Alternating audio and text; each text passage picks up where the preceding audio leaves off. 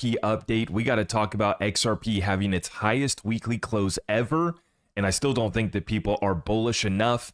We are still going a lot higher. So let's get you locked in here. Hope you had a great weekend, and let's get right on into the chart here. XRP at $3.58 after running back up to this previous all-time high level of 366. Looks like we double tapped it. But yesterday we closed off the day at about $3.45, and that's where our highest weekly close ever just came in. So we are setting history now for XRP, perfectly on track for my purple box target of a $4 to $5 XRP by the end of this month into the beginning of August. Let's zoom out and get some more perspective on the journey to $7 to $15. Well on our way. Things are looking fantastic. Let's get into the rest of the update. Key events this week. Fed Chair Jerome Powell is going to be speaking tomorrow along with Fed Governor Bowman, who's also going to be hosting a panel. So we'll get some insights from Fed Chair Jerome Powell. And by the way, breaking news within the past hour, Paulina Luna, I forget her name. She just actually criminally or gave a criminal referral to the Department of Justice, I believe, for Fed Chair Jerome Powell and the little rehab project that they did on the Federal Reserve building. Now, furthermore, on Wednesday, we get June existing home sales data. July, we get the S&P Global Manufacturing PMI data.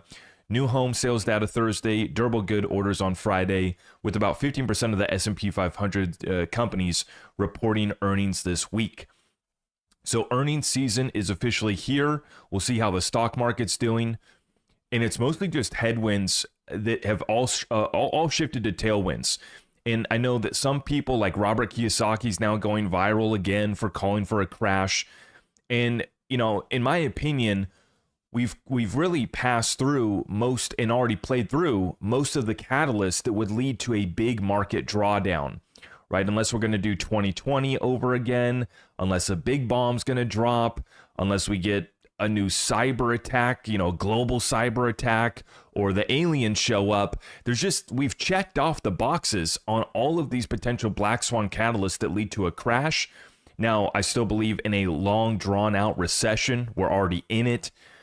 We may look back in the historical textbooks and consider this kind of a modern depression for Main Street at least.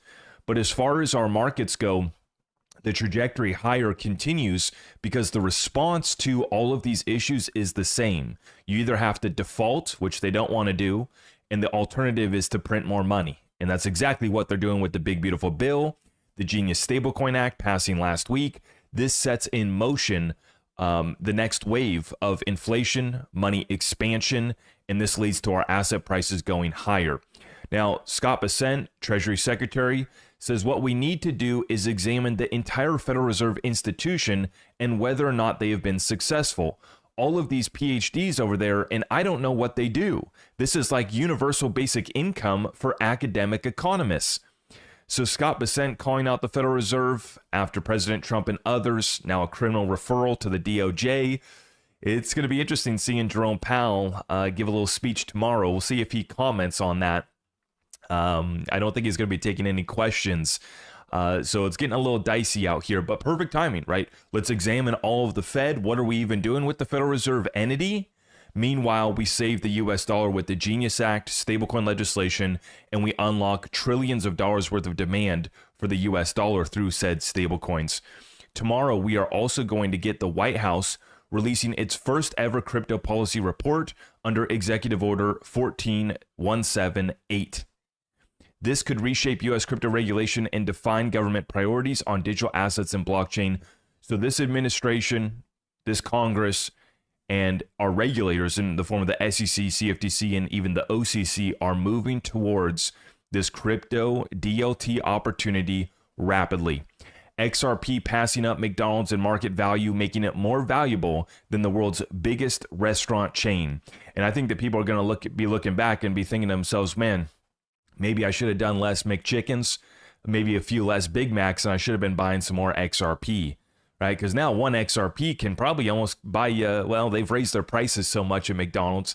I know the McChickens used to be $1, and your Big Macs used to be, what, $3-4 back in the day. So one XRP doesn't quite get you a full Big Mac meal. But for the XRP community that has been stacking this asset for a while, you guys are going to be deciding whether or not to buy some real estate. Maybe you're going to buy a McDonald's franchise. You're going to be buying other businesses and opportunities because you did make those sacrifices. You did stack the XRP and you didn't fumble the bag like Dave Portnoy. He says, I blame my XRP guy who texted me out of the blue to say he didn't like it as much anymore. And this is why he sold his big bag of XRP that he would be up millions on. And this is a grown man who, instead of taking accountability for his own investment decisions, wants to blame his buddy. And this is why Dave has failed on the XRP play and why so many others fail when it comes to investing, because they don't conduct their own research. Yes, I'm telling you that I like XRP, but I encourage you to follow up with your own research. I want you to have conviction, because if you don't have conviction, you're not going to hold and you're going to sell too soon, just like Davey did. And so you got Dagnum, PI right here, big member of the Constellation DAG network and community. By the way, DAG just broke back above 5 cents. And there's a reason why I tripled up on my DAG bag. I got conviction on that. US-based utility crypto right there. DAG is the ticker. But he's given us a shout out here in the XRP community. He says, conviction, 7 years of holding this asset. There you have it, right? And you scroll on down, and this comment stood out to me. Jared, don't be a Jared, don't be a Dave Portnoy. He says, yeah, I hate to admit it, but I lost conviction with XRP. I held it for years and finally traded it for a different coin. Had I waited till now to make the same trade, I'd surely be a multimillionaire. Huge mistake. And I said it last week, I'll say it again, stop listening to stupid people. And in fact, even when you listen to smart people who try to provide you good analysis, follow up with your own research and due diligence so that you have it in your real conviction, whether or not you should be in the position and when you're going to sell off the position, right? And we want to be accountable for those decisions ourselves, not blaming the YouTuber that we watched, not blaming our friend, losing conviction, and we went and bought another bag of crap. I mean, guys, we don't really even need many more new coins. People keep on asking me about these new coins. We don't need new coins. If it's not a new meme coin on the XRP ledger, I'm good, right? We already have enough coins. We just need more utility being implemented with said protocols, right? But I'm seeing people fall victim time and time again. They're selling off their XRP bag to buy the new hot, shiny object. Dave Portnoy sells off XRP because his buddy told him that Circle is going to compete with Ripple. Okay, that was bad advice, and maybe that shouldn't be your friend. Or maybe just stick your relationship to not investments, because what's that guy doing? And I would question his IQ, intelligence, making statements like Circle is trying to compete. Yeah, they're trying to. There's a big difference between trying to compete and actually replacing. And there's a big difference between solving trillion-dollar problems and playing around with some of these little silly crap coins that don't solve anything that matters in the grand scheme of things, relatively speaking, right?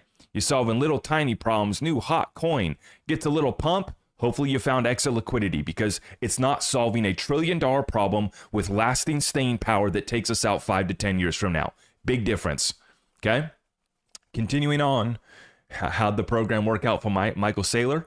It's worked out pretty well so far, but it could have worked out a lot better. Matt Hamilton, for those wondering how Bitcoin is compared to XRP as an investment over the longer term, I've recalculated what MicroStrategy's portfolio would have looked like if they had invested the same dollar value in XRP versus Bitcoin. If Saylor had invested in XRP instead of Bitcoin, the portfolio would be worth almost double what it is today. Take a look at the chart. The numbers speak for themselves. And so, if you bought Bitcoin early on, congrats, you did it. Great deal. But today, since the election, over the past year, what has been the best ROI? It's not even close. Even for Michael Saylor, who's been buying for a couple years now, what would have been his best ROI? Not Bitcoin. Not even close. Okay? Now, the ROI is here. XRP is back up into price discovery. We have nothing to run off of now, right? Because we have no historical price action at these levels. We've never been here before. Now, one of the things where people get confused with XRP is they say, oh, because of market cap, XRP can't go to X price because it could never have that market cap. That's the wrong way to apply market cap analysis to cryptocurrency. The proper way is to look at the market cap of an asset to include the inflation of the tokens over a period of time. So the proper way to look at XRP in the market cap chart is to understand how XRP is doing price-wise compared to how many tokens were in circulation back in 2017 compared to where we're at right now in 2025. And that's what Blockchain Backer is looking at with this chart. And he says, I speculate that it will be the XRP market cap chart that matters the most in all of this. Now, where does the XRP market cap chart go if we do a full 4.236 extension? Well, it's taking us up to 523 billion. Okay, let's pull out our handy dandy market cap calculator. Where does that take us? 523 billion. I round off at 59.2 billion circulating supply, and that's going to give us an XRP at $8.83. $8.83. Now, I broke this down in our Saturday Discord weekly call more extensively, and the most recent targets that I've set for XRP, but the bottom line is we have a run up here to probably $5 to $7 that a lot of people are going to think is the top. And that would make sense based off of the market cap chart that I just showed you, the historical references that, tell us, this is the top, even if the market cap, chart shows us it's going to extend up higher to a full extension, taking us to 523 billion. That's an $8 XRP. But what's not accounted for in those charts is ETFs still aren't live. The SEC has not dropped their appeal.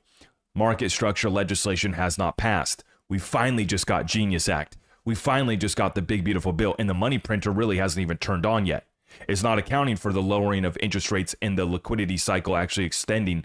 And the liquidity cycle from the global liquidity index standpoint is set to actually top out in September of this year.